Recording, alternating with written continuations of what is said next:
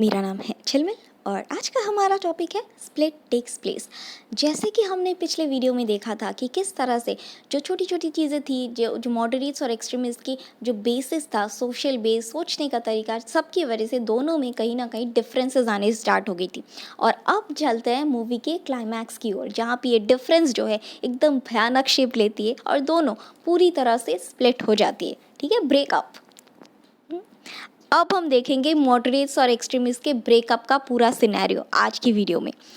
तो जैसे कि हमने पिछले वीडियो में देखा था कि एक्सट्रीमिस्ट जो थे वो उस साइड से उन्होंने बोला था कि तिलक सर को जो है वो इंडियन नेशनल कांग्रेस का प्रेसिडेंट बना दो, लेकिन मॉडरेट्स ने कहा था कि नहीं, इस बार तो प्रेसिडेंट बनेंगे दादा भाई नौरोजी। तो जब दादा भाई नौरोजी का नाम लिया गया तो Dadabhai Naoroji was widely respected by everyone, both इधर द एक्सट्रीमिस्ट और द मॉडरेट्स। तो इसीलिए एक्सट्रीमिस्ट ने बोला ठीक है, छोड़ दिया। तो दादा भाई नौरोजी के लिए हमने छोड़ दिया इस बार पोजीशन। अब बात आ गई नेक्स्ट ईयर की। तो नेक्स्ट ईयर एक्सट्रीमिस्ट साइड ने फिर से बोला कि भाई इस बार का सेशन जो है वो नागपुर में करते हैं, लेकिन मॉडरेट्स ने बोला नहीं, सेशंस तो होगा सूरत में। मॉडरेट्स ने सूरत में सेशन क्यों रखा?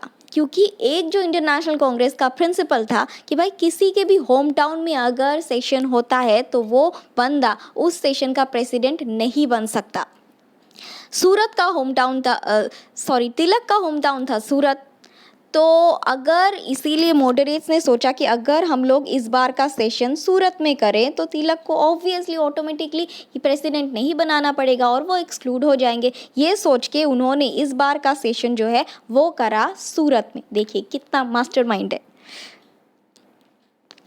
So 1907 में the extremists wanted the 1907 session to be held in Nagpur with Tilak or Lajpat Rai as the president and the reiteration of the Swadeshi boycott.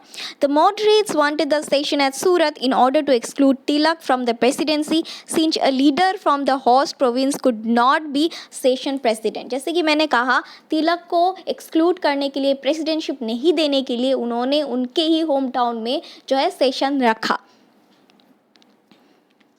अब वो मॉडरेट्स जो है अपना ट्रम्प कार्ड लेके आए। तो जब एक्सट्रीमिस्ट के साइड से बोला अब तो हमको यार बना दो, यार हमारी साइड से किसी को बना दो प्रेसिडेंट, तब मॉडरेट्स लेके आए नहीं, अभी तो बनेगा रास बिहारी बोस। मॉडरेट्स के साइड से आ गया रास बिहारी बोस की नहीं, रास बिहारी बोस ही बनेगा प्रेसिडेंट।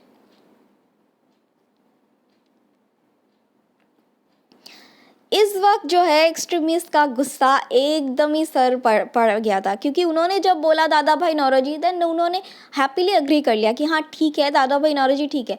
बट अब रास Bihari Bose, this is height. तो ऑब्वियसली उनको गुस्सा आ गया कि रास बिहारी बोस को तो हम नहीं मानेंगे president. The moderates wanted Ras Bihari Ghosh as the president and sought to drop the resolution on Swadeshi boycott and national education. यहाँ पे moderates अपनी मन की चला रहे थे, वो boycott जो थे क्योंकि council reforms आने वाले थे, तो that's why they wanted to halt the boycott for certain time। क्यों? अंग्रेज़ों को offend नहीं करना चाहते थे। मतलब मॉडरेट्स और एक्सट्रीमिस्ट में कोई भी बात जो है नहीं मानी जा रही थी। बोला प्रेसिडेंट बना दो, हमारे एंड की किसी को बोला नहीं, सेशन रखो उधर सूरत में, नागपुर में, बोले नहीं, बॉयकॉट करो पूरी लेवल पे, बोले नहीं। तो किस बात पे हाँ करोगे? किसी भी बात पे हाँ नहीं किया गया। Both sides adopted rigid positions, leaving no room for compromise, and the split became inevitable. तो अगर आपकी किसी भी बात को लेके इग्नोर किया जाएगा तो ताली तो दो हाथों से बजती है। अगर हर बात में डोमिनेंस शो किया जाएगा तो ऑब्वियसली कहाँ से कॉम्प्रोमाइज़ होगा? तो कॉम्प्रोमाइज़ नहीं हुआ, तो दोनों एक तरह से स्प्लिट हो गया। और it was in the Surat session कि जो इंडियन नेशनल कांग्रेस हुआ था वहाँ पे एक सैंडल उठा के मारा था, और इस तरह से एक्सट्रीमिस्ट और मॉडरेट्स में बहुत भयानक जो है ब्रेकअप हो गया था। अब इस सिचुएशन का गवर्नमेंट ने किस तरह से फ़ायदा उठाया? गवर्नमेंट ने, वो तो है ही इतना चालाक, तो डिवाइड एंड रूल तो वो हमेशा करते ही थे, तो गवर्नमेंट ने किस तरह से अपना ट्रम्प कार्ड खेला वो भी देखते हैं। तो गवर्नमेंट का ये था, गवर्नमेंट को भी पता था कि जब इतने बड़े सेशन में दो पार्टी स्प्लिट हो गए थे तो गवर्नमेंट वाज वेरी हैप्पी, अंग्रेज़ी सरकार वाज वेरी हैप्पी, क्योंकि जो इंडियन नेशनल कांग्रेस थी वो इतना ज़्यादा मासेस तक पहुंच रही थी, वो वीक होगी एक तरह से, तो इसके लिए उनको वीक करके दबाना बहुत ही ज़्यादा आसान था। तो गवर्नमेंट ने क्या किया? गवर्नमेंट ने carrot and stick policy implement किया। मतलब एक तरह से वो जो एक्सट्रीमिस्ट थे, जो वायलेंट हो रहे थे, जो यूथ थे, उनको सप्रेस रिप्रेस कर रहे थे, उनको पूरी तरह से कुचल रहे थे, नए नए एक्ट्स ला रहे थे। मतलब अगर इस तरह के एक्ट्स लाए गवर्नमेंट ने रिप्रेसिव एक्टिविटीज़ के ज़रिए, like between 1907 to 1911 5 new laws were enforced to check anti government activities. अगर कोई भी आउट ऑफ द लाइन जाता, गवर्नमेंट के खिलाफ ज़रा सा भी बोलता, उसको अंदर कर दिया जाता, उसको ससुराल भेज दिया जाता, उसकी बैंड बजा दी जाती। और इस तरह से कुछ लॉज लाई गई, जैसे legislations including the sedition meetings act, Indian newspapers act, criminal laws amendment act and Indian press act. इस तरह से उन्होंने फ्रीडम ऑफ स्पीच पे पूरी तरह से कंट्रोल कर लिया था। मतलब अगर कोई गवर्नमेंट के बारे में चू भी बोलता ना, इसकी बैंड बजा देती पूरी तरह से। न्यूज़पेपर पे लिखना तो बहुत दूर की बात, कोई अगर एंटी गवर्नमेंट एक्टिविटीज़ में, मीटिंग्स में पकड़ा जाता, उनको बॉयकॉट कर दिया जाता, उनकी बुरी हालत कर दी जाती, मार पीट के ससुराल भेज दिया जाता। तो इस तरह से रिप्रेसिव एक्टिविटीज़ गवर्नमेंट ने बहुत ज़्यादा चलाई।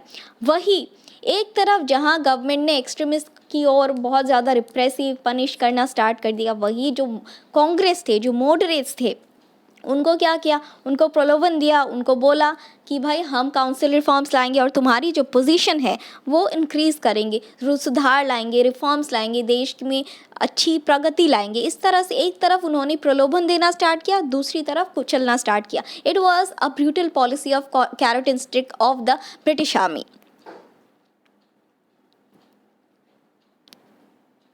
Tilak, the main extremist leader, was sent to Mandalay jail for 6 years. तिलक को भेज दिया सेडिशन के केस में जेल में, and he was there for 6 years. उसके बाद Aurobindo and BC Pal retired from active policies. Lala Lajpat Rai left for abroad. तो main जो लीडर्स थे एक्सट्रीमिस्ट साइड के, वो पूरी तरह से टूट गए। तिलक महाराज चले गए जेल में सेडिशन के केस में, बाकी 2 हो गए रिटायर, एक हो गए सन्यासी, एक हो गए अब्रॉड।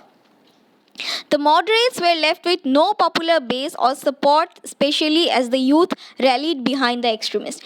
Moderates ने क्या किया, मतलब moderates यूथ तक नहीं पहुंच पाए थे, तो मॉडरेट्स की खास कोई इम्पैक्ट थी नहीं। इम्पैक्ट थी उस ज़माने में जो एक्सट्रीमिस्ट थे, और एक्सट्रीमिस्ट को अंग्रेज़ों ने एक एक करके सेपरेट कर दिया, किसी को जेल में डाल दिया, कोई रिटायर हो गया, कोई अब्रॉड चला गया। तो यूथ के अंदर जो आग लगा के, यूथ के अंदर एनर्जी को चैनलाइज करके सब लीडर्स जो है वो 9-2-11 हो गए।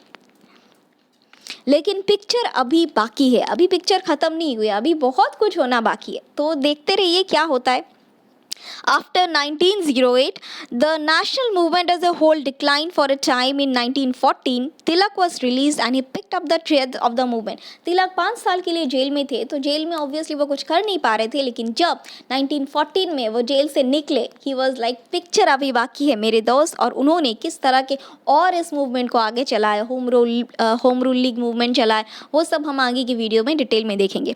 तो ये हमारी वीडियो का एंड। आज के लिए बस इतना ही, कल फिर मिलेंगे कुछ नए लेक्चर्स के साथ। Thank you.